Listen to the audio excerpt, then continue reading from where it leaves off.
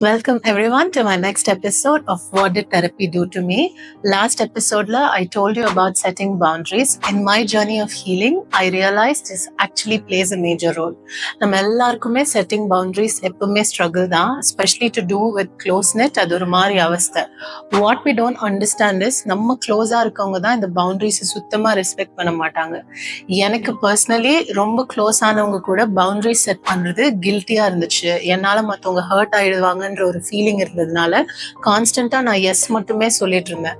Until a point I realized no one actually cares about how you feel, especially your close ones. So இதை பத்தி ஒரு செஷன்ல பேசும்போது I got ideas to tackle this feeling.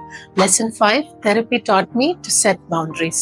First, understanding my limits. Yes சொல்லி நம்ம ரிலேஷன்ஷிப்ல ஒரு rhythm set பண்ணிடுறோம். That results in a lot of disrespect and taking you for granted. So therapy taught me that I'm not a superhero and I do have my limits. நம்ம எல்லாத்தையுமே accept பண்ணிக்கணும்னு எந்த அவசியமும் இல்லை, and I should protect my self-respect. Second, I started saying no without any sort of guilt. இந்த society no சொன்னா தப்புன்ற மாதிரி ஒரு இமேஜ் செட் பண்ணி வச்சிருக்கு. நோ சொல்லிட்டா மத்தவங்க ஹர்ட் ஆயிருவாங்க, நம்மள தப்பா நினைப்பாங்கன்னு கான்ஸ்டன்டா எஸ் சொல்லி டயர்ட் ஆனதுதான் மிச்சம். But later in my journey I realise no சொல்றதுல ஒரு பவர் இருக்கு, அண்ட் அந்த நோக்கு நம்ம பெருசா யாருக்கும் எந்த எக்ஸ்பிளனேஷனும் கொடுக்கணும்னு அவசியம் இல்லைன்னு. ஸோ இந்த clarity made me more stronger. Third most important thing in this journey, communicating clearly. டைரக்டா பேசிட்டா மிஸ் அண்டர்ஸ்டாண்டிங் ஆக சான்சஸ் ரொம்ப கம்மின்னு புரிஞ்சுக்கிட்டேன்.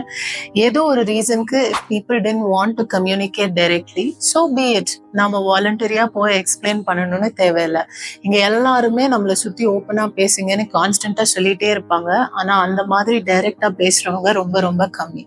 as long as நம்ம இன்டென்ஷன்ஸ் கரெக்டா இருந்தா அது எப்பவுமே கரெக்டா தான் முடியும். Number 4, prioritizing my mental health. பல சிறுபடிகளுக்கு பிறகு I am my biggest priorityன்னு நான் ரியலைஸ் பண்ணேன். நானா இருக்க என்னோட மைண்டை பேலன்ஸா வச்சுக்கணும். தேவையே இல்லாம எல்லாருக்கும் ஓவரா போய் பண்ற அப்ரோச்சை ஸ்டாப் பண்ணேன்.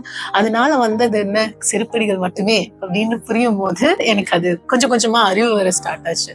நம்ம தான் நமக்கு முக்கியம்னு புரியுற வரைக்கும் லைஃப் எப்பவுமே காம்ப்ளிகேட்டடா தான் இருக்கும். Last but not the least, staying consistent. ஒரு பவுண்டரி செட் பண்ணிட்டு அதுல கன்சிஸ்டன்டா இருக்கும். That not only gives me clarity but also to others on how I am prioritizing myself. So மக்களே, தலைவன் கைப்புள்ள சொல்ற மாதிரி இந்த கூட்டை தாண்டி நீங்களும் வராதீங்க, நானும் வரமாட்டோம். அப்படி இருந்தீங்கன்னா இந்த லாஜிக் உங்களுக்கு கண்டிப்பா ஹெல்ப் பண்ணும். ஐ ஹோப் என்னோட series in some way helps you. Everyone has their own journey too. If you are stuck, confused, please do reach out to professionals that can help you. I'm sure எனக்கு ஒரு காலிப்ரோ கிடைச்ச மாதிரி கண்டிப்பா உங்களுக்கும் ஒருத்தர் கிடைப்பாங்க. நன்றி, வணக்கம். This is Real Talks with Rati and thank you for helping me heal and being here in my journey of what did therapy do to me.